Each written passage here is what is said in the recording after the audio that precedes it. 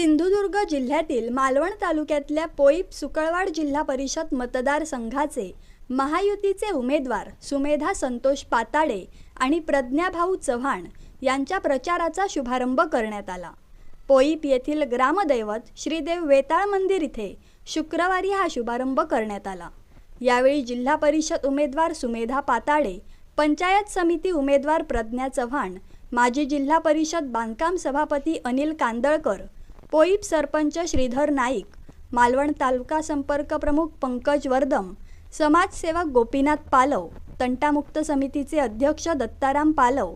पोईप भाजप कार्यकर्ते अध्यक्ष शंकर पालव, भाऊ चव्हाण, परशुराम नाईक, श्यामसुंदर पोईपकर, माजी उपसरपंच संदीप सावंत, शिवरामपंत पालव, राजेंद्र गावडे, लक्ष्मण जाधव, सोमा जाधव, गोविंद पोईपकर, अजय जाधव, रुपेश वर्दम, सुरेश वडर, जयवंत पोईपकर, महेश चव्हाण, दर्शन चव्हाण, स्वप्नील पोईपकर, सखाराम हिंदळेकर, बाळा नाईक, सुशील जाधव, आशू जाधव, सुशील पालव व पोईप येथील महायुतीचे बहुसंख्य पदाधिकारी कार्यकर्ते उपस्थित होते।